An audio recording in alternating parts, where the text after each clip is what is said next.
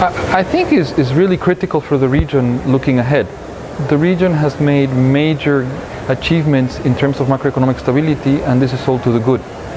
But the question is, where is growth going to come from in the future years? And certainly some of it will come from growth in the labor force and demographics. Some of it will come from investment efforts and from savings, and this is all helped by macroeconomic stability.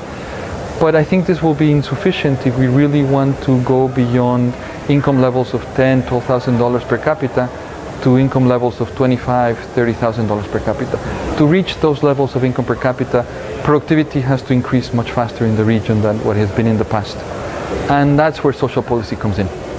It's very difficult to think of accelerated productivity growth if the quality of the labor force does not increase, if the educational levels of the labor force are not higher than what are today, if the quality of education does not increase. And that begins early on with social policies, with nutrition, with early child development, of course with the quality of education, and very importantly for Latin America, it goes through the functioning of labor markets, how social insurance, unemployment protection legislation affects the choices for formal firms, informal firms, formal workers and informal workers, and all that has a big impact on productivity.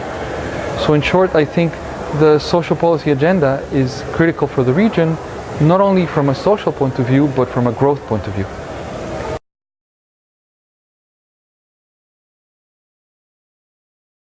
It's difficult to make a quantitative assessment of what will bring more growth to the regions in the future.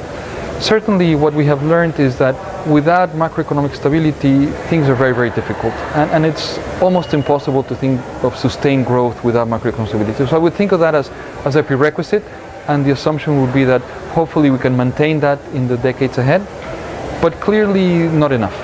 And so that the complement to keeping macroeconomic stability would be a very strong social policy that does two things at the same time. It helps equity, because we do need that in the region, but it also is an important complement to productivity.